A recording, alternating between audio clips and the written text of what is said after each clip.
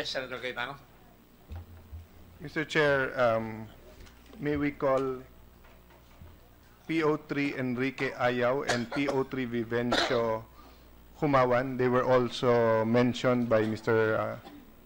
Matubato, and in fact, they have a joint affidavit that I'll give now to the Secretary so that they can see it, so that afterwards we may ask questions. But I think their lawyers have asked for a opening statement. I'm not sure. May I turn it over to you, Mr. Chair? Yes, sir, you can turn it over to the Committee Secretariat so we can quickly reproduce it, at least five muna. The witness, the previous witness, I think, is not, from how I look at him, is just had an operation and a transplant, and that's very delicate. Kung gusto po ninyo, doon muna kayo sa office ko po, dito po sa second floor, para makapahinga kayo ng konti. At para hindi na ho kayo nandyan. Ha? If we need him later, we can call him back. Mr. Chair, may I ask Senator De Lima, can we just have him back today or tomorrow so he can rest? It depends. We'll just keep him there for the moment. In the meantime, we're waiting for the other witnesses.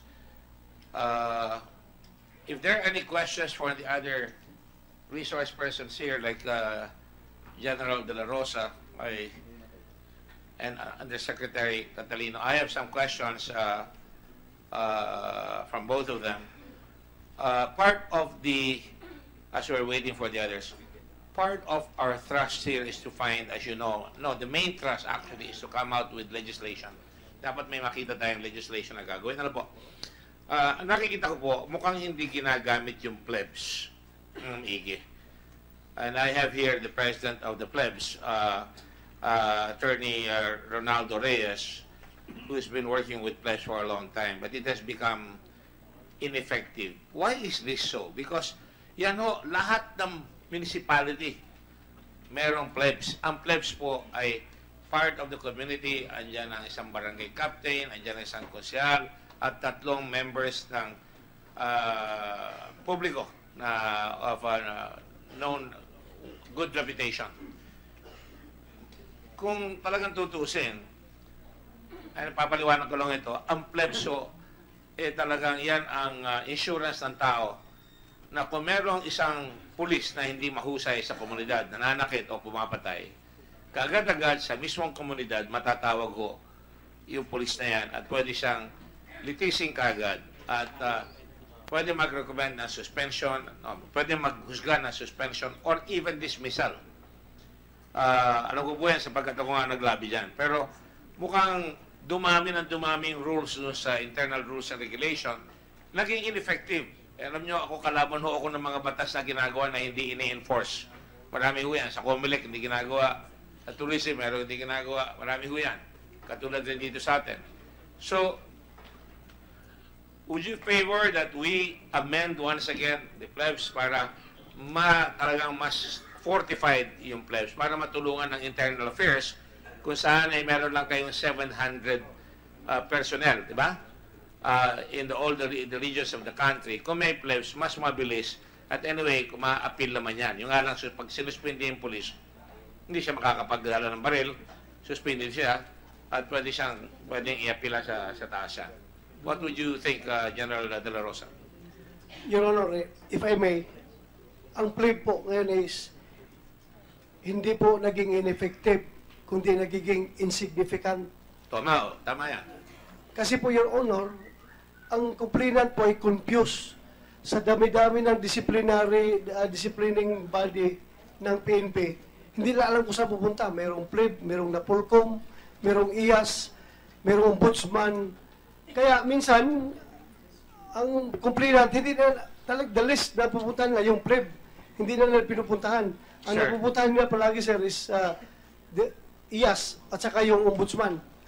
Sure. O Populcom. Di ba mas maganda kung naandun yung pulis, kung saan siya gumawa ng hindi maganda, naandun mismo sa kanyang bayan makakapag-complain.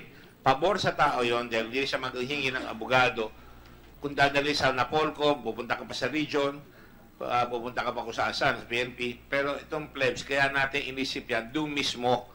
Kaya ang tingin ko, talagang hindi talaga ginamit ng PNP na nakaraan yan, dahil talagang masakit kumbaga yan naando mismo bibilis yan. At kung doon natin gagawin talaga yan, hindi mahihilo ang tao, pupunta lang sila sa plebs at mismo doon malilitis yung administrative charge, hindi criminal, administrative. Di ba? Yes, Undersecretary. Thank you, thank you, Your Honor. Actually, sir, we made some research on the pleb as you instructed during the last hearing, and tama po yung observation nyo at saka yung observation ni Chief PNP na the pleb was somehow neglected, or ang part po ng findings namin dito is there is some kulang po sa enforcement. Basically because the public is not aware of the existence of pleb. Kulang sa dissemination. Yes, sir. Kaya dun sa recommendation po namin is number one, to strengthen yung pleb, sir, and also to change yung composition. Kasi po ang observation po parang naging political because the members are political persons. So some of the observations, sir, is to say include in the composition religious group or NGO or prominent members in the community. This will avoid bias in the decision based on political association of either the complainant or the respondent. That is the side of the police, right? Yes, Natatakot sila dahil politiko. Pero on the side of plebs, takot rin ang mayor dyan Dahil ang mayor, ayaw nila magkaroon ng poder yung mga tao na nandyan Hindi ba? Yes, sir. This will be very helpful, sir, considering na nasa locality, sir. Opo. So, that observation is taken note of seriously because we would like to make it effective because naandun na yan At ang pulis, gagalangin ng tao dahil mabilis ang aksyon, pero ang pulis rin mag-iingat dahil mabilis rin ang aksyon. Di ba?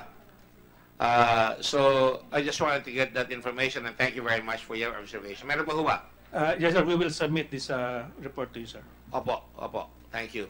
Attorney Reyes, would you like to testify here? Mabilis lang? Or do you agree with the... Attorney Reyes is the president of the People's Law Enforcement Boards. Wala pa ba yung testigo natin? Andiyan na. Sige. Do you agree with the statement made by Undersecretary? Yes, Your Honor. Pakiupo lang doon sa... Diyan na kayo. Parang feeling senator ka. Okay, go ahead. Sige na. Go ahead. Thank you. Can you take your oath? Just one last question para malaman ko lang ito. Kindly raise your right hand, sir. Do you solemnly swear to tell the truth, the whole truth, and nothing but the truth in this inquiry? Yes, I do. Thank you. Do you agree with the testimony made by Undersecretary of Local Government on plebs?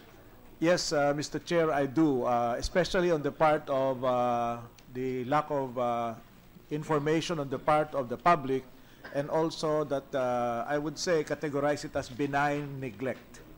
The attitude that we have experienced in the plebs, that we feel neglected because while the law is good, it empowers the people in the local communities to have a role in law enforcement, more especially in restoring the credibility of the PNP in the eyes of the people.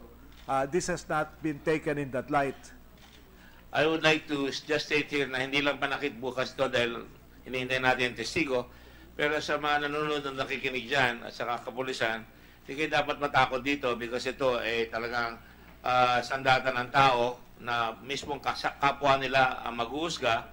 At tama rin yung sinabi ni yung Secretary Ayon na dapat mapalitan talaga yung composition kung inakala natin yun ang problema. Pero dapat may pondo yan para ma-disseminate yung informasyon para ang tao alam na hindi na kayo pupunta sa region, hindi na kayo pupunta sa national, punta na lang kayo doon kung talagang may complaint kayo sa police.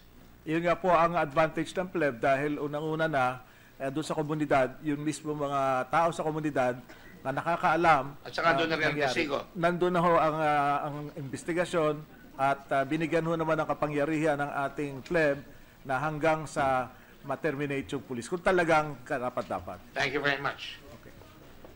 All right, no questions from the others. We now have the witnesses here. Thank you very much, Secretary. Thank you, General, Director General.